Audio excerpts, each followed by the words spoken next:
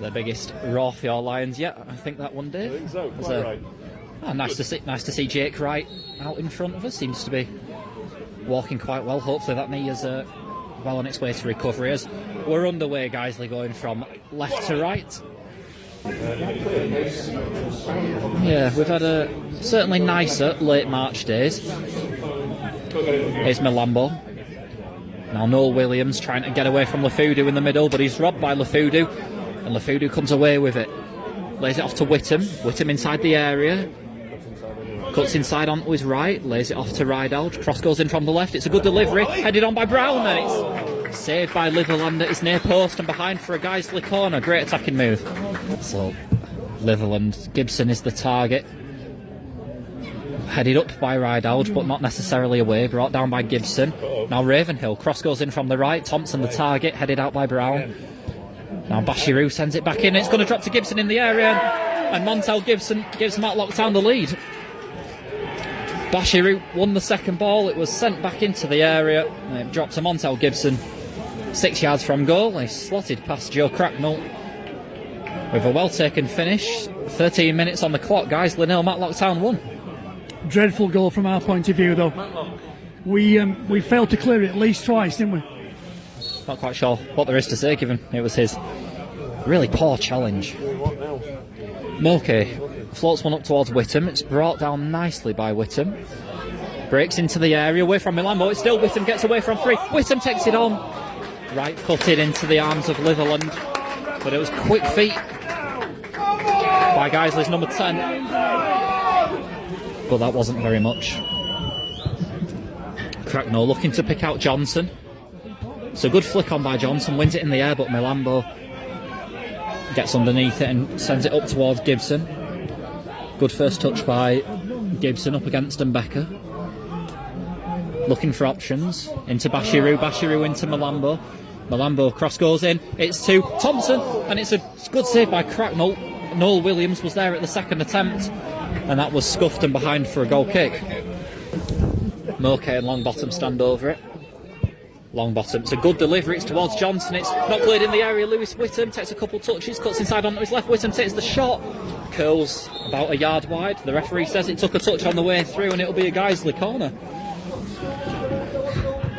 Ravenhill sends it in, it's a good delivery, it's bobbling around in the area, and Guiseley can't get it away. It's Ravenhill's second ball, takes the shot, and it's sliced over the bar and behind for a goal kick. But that was an incredibly chaotic and rushed bit of play, as now the Matlock fans taking a while to return the ball. Eventually Joe Cracknell gets it back, but my word, that was scrappy, wasn't it, Adie? And it could have gone anywhere. It was a shambles, and in fairness we were lucky to be only 1-0 down. Another chance to get it forward. Ible the target. Ible, it's a great header. It's going to drop. It nearly drops. Ollie Brown heads it on. It's with Will Longbottom inside the area. Lays it into Lafudu. Lafudu, oh, takes the shot. Just snatches at it ever so slightly. It's not far over. It's behind for a Matlock goal kick, was it? We've now hit the allotted 3 minutes. And Becker into Brown. One back on halfway by Oglesby. Now Oglesby into Gibson. 25 yards from goal. Got Milambo for support. Back to Bashiru. Referee blows for half time. So here at Nethermoor at half time, it's Guiseley 0, Matlock Town 1. It was a goal from Montel Gibson on 13 minutes. The difference between the two sides. Yeah. Man. Right, we are back underway. Myself and Adie. As Matlock come forward, Noel Williams goes to ground edge of the area. Guiseley win the ball back, right edge. And John Lafudu was there. Go on, Ollie.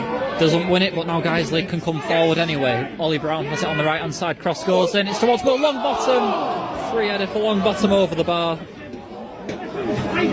It was a great delivery in from Brown down the right hand side. It was an acres of space. The ball in was weighted to perfection, and Will Longbottom, he'll be disappointed with that one, Adie. Yeah, but I think, to be fair, I think Will had to adjust, didn't he, in terms of, yes, it was a great ball, but he almost had to pull his head back, didn't he? Long bottom corner is a better delivery this time. It's in towards Ravenhill. Whittam picks it up back to goal inside the area, lays it off to Ridehalge. Out to Lafudu, bit of space. Heavy first touch by Lafudu. And then Bashiru can clear it out for a throw-in. And Becker. Into Brown. Brown gets robbed and caught on his heels by Noel Williams, and Montel Gibson's away down the left. He's away from Mbeka. It's Montel Gibson. Sets the shot. And Mbeka does brilliantly to get a foot in and put it behind for a Matlock corner. Ridehalge picks out Whittam. He's in a good position here on the left. Whittam bearing down on goal, left foot cross goes in. Oh, and it's cut out at the front post by Granite, and it's out for a Guiseley throw, but that's much better. Couple step overs, cross goes in from Lafudu, good delivery, headed away. And then Bondo flicks it over Ekpolo.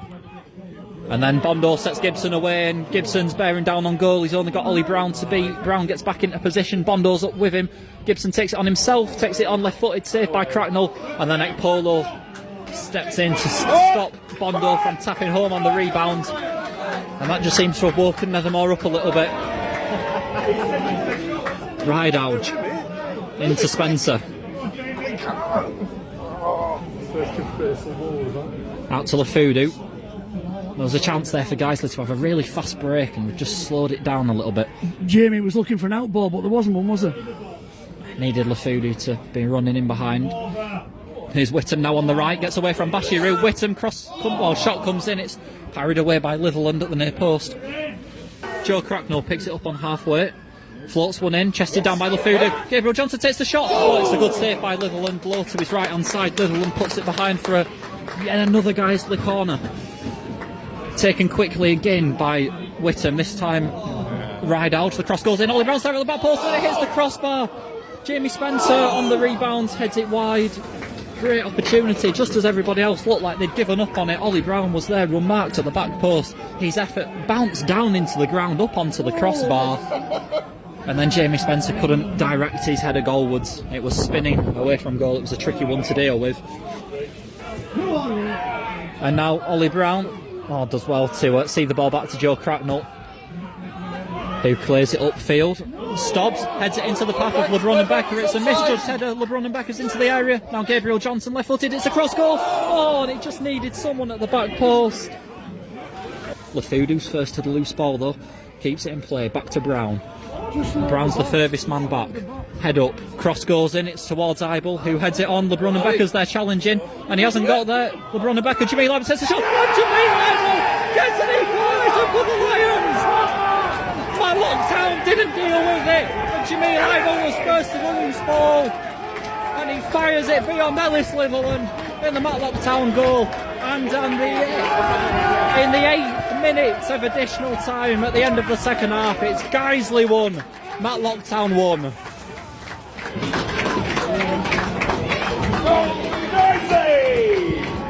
And I think Nethermoor has just erupted, Adie, like I've not heard in a long, long time. Well, we have pressed and pressed and pressed, haven't we? Well, if there's any justice in the world, I'm tempted to say it's been served. Ravenhill sends it in, it's headed away by Spencer at the front post. It's going to drop to Bashiru, edge of the area, takes a touch out of his feet, shot comes in, saved by Cracknell. Here's Ridehalge, cross goes in, it's towards Mbeka and Whittam. Mbeka's attacking it, Whittam's there, Whittam, puts it wide. Lewis Whittam from just a couple of yards out. He was in close quarters with a Matlock defender, which may have made it a little bit more difficult. He's held back up to his feet by LeBron and Becker, who was also up there challenging for it. And it's a goal kick. Stobbs down the left, scuff clearance by Ible, and then Bondo. Oh, it's an awful challenge by Terry Bondo on Liam Ridehalge. He's gone in off the ground there, and now Jameel Ible is not happy with that. Bondo's gone to the ground saying that he's been fouled, and it's all spilling over now. Terry Bondo's got to work. Every player involved. It's an infuriating decision because it's risking a player's health, safety and ultimately career. Cracknell takes the free kick, it's cleared away and the referee blows for full time. and it's a game that I think everybody here is grateful to see the end of. It's finished here at Nethermoor. Guiseley won, Matlock Town won. Well, Mark, at the end of the day, it's simply a point towards our target, but it was a bit of a dramatic game, wasn't it?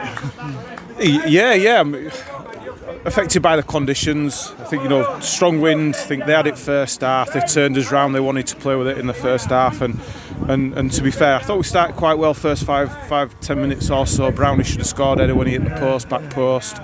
They got the goal and got on top. I think we struggled to get out. I think they won that midfield battle first half when they had that wind behind them. They were getting on seconds, picking stuff up, and we lost our way a little bit for 15-20 minutes in that first half. Wrestled a little bit of initiative back end of the first half, and felt we had to step it up and go up a couple of gears second half. Thought we did that on the whole. It's difficult to play and get any rhythm and momentum when it's so bobbly and tough to pass a ball on when it's these kind of conditions. So just have to keep asking them questions, and they certainly played their part in disjointing the game and making it stop-start, which suits you when you're down where they're at and 1-0 up in a game. That's what they're going to do. I've never seen it done to the extent it was done today. And I've got to say, you disagree with some referee decisions and this, that and the other, but fair play to him today. I think we ended up playing about 13-14 minutes at the end of that game, and I just thought it was justice that we at least got one, and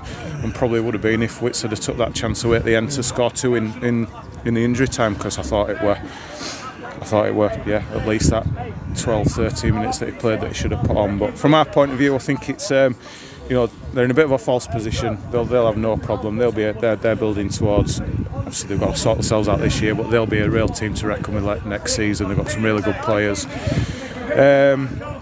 But yeah, pleased with the way the lads responded second half. Thought, despite a couple of little bits on the break that they had, there were only one team that looked like they'd win that game. There were a couple of good saves by Joe, 1v1, weren't there, actually? Yeah, they just, obviously, when you're pushing bodies forward, they catch you on the counter attack, and Crack's made a couple of good saves. But second half, Will's missed a free header 8 yards out that normally he buries. We've hit the crossbar, haven't we? And a couple of other chances. Once we've equalised, Wits has almost an open goal, and it just bobbles away from him. Can't get contact on it, and so on the whole, I thought, in terms of they were better team first half. We were by far and away the better team second half. How many minutes had gone actually when Jameel scored? I think about seven or eight in. Yeah. So and then felt we could win it, didn't we? And we had the chance to win it, but. Strange game. I've never come across a game where so many players go down and having treatment, and like I say, fair play for adding the time on, because we've had referees this season where teams have done not quite to that extent but done a similar sort of thing, and you get the standard 3 or 4 minutes on. Well, I think they got 7 yellow cards, and that itself is you had time off yellow cards, don't you? I think. I believe so. I don't know. It's not necessarily happened so much in the game. Just I think twice players went down off the pitch and rolled on the pitch. The goalkeeper went down when they wanted to do something tactically, and they took an age over every single throw-in, goal kick, and the one way to stop that is for add time on at the end, and that's what cost them at the end of the game today. And you gambled a bit last 15-20 by putting LeBron. Levy's been so good for us up front, so good. The presence, his work rate, he sets a bit of a tone. I thought we missed him a little bit up there. Paul Gabbs was sort of running alone up against their 3 big centre halves, and we looked quite attacking by the end. When you're missing Lucas and Jake, and the 6 players that we've got really to complain about for, then it does leave you thin. So I thought Levy were probably our best defender. It was actually a great finish by Jameel, wasn't it? Yeah, took it well. Yeah, I mean, obviously it's difficult again. The pitch, few people saying want to get the ball down and play when you're walking off the high time. It's really Man City can't come and play on this when it's like it's so uneven and difficult to play. So you've got to adapt your game, and we just about did enough to get the point. Well, did more than enough to get the point, and almost did enough to get the win. Was Levy involved in that goal with Jameel as well? I can't remember. We had loads of stuff in, didn't we, down that last 20 minutes around their goal mouth, and we just had to keep putting it in there, trying to keep a bit of quality and feed off second balls and latch on to stuff. And I think Levy were involved on it. Memory serves me right, but it's a beautiful 1-to-1 pick really. I think when you watch these games back, you can put it on +3 speed. I think there'll be a lot of +3 speed going on to zoom through the bits where they were running the clock down. So yeah, just think important that we got the goal. I think our second half performance certainly deserved it at the very least. Keeps that unbeaten run going. You know, adding another point to the tally, we're closer towards getting our place secure in those playoffs. First and foremost, got to do that, and we're going to try and make sure we're top 3 so we can get a home game at the very least, and then obviously try and get as high as we can after that. And yeah, good to get Will some minutes back on the pitch today. You know, even with quite a few players missing, we've got a pretty strong bench. So yeah, Jake and Jack and Lucas, can you give us an update on them? Yeah, Lucas he just aggravated his ankle at Matlock in the game a few weeks ago. So hoping it's just a bit of swelling and that's settled down, and we can get him back involved before the end of the season. Jake just missing today, illness. He should be back fine for next week. And Jack just feeling his Achilles last week, which hampered him in the game at Hebburn. Touch and go whether we were going to risk him today, and he was just feeling it. So this stage of the season, we've got to make sure that we're right for going into those last few weeks with as many bodies available as we can. And with Jack's quality, he's going to be a key player for us. We need to make sure that he's right. So yeah, a little bit makeshift to an extent today, but after difficult first half, we weren't quite at it. I thought we responded really well second half. A couple of deadline day signings. Can you tell us about them? Yeah. Obviously, saw a little bit of Nathaniel come on at the end there. He's a talented player, got some ability, and needed to bolster the numbers. He was available, and fills a little void for us. A little bit different to what we've got up there. Jack obviously coming in as goalkeeper. We've been fortunate. Crackers has been fine all season, but you don't want to go past the deadline and only have one available. So getting him involved, he gets a taste of men's football. And then obviously Ackers feels like a little bit of a new signing coming back in as well. So he got 5 games, didn't he?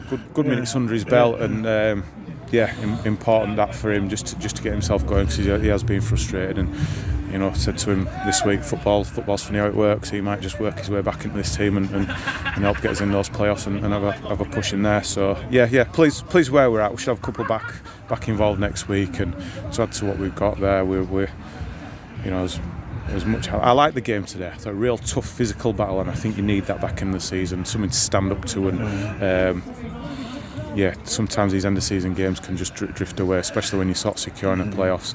But playing a team that had everything to play for, were big, strong, physical, playing in a way similar to maybe what you might come up against in the playoffs. I thought that was good for us today. Thanks very much, Matt.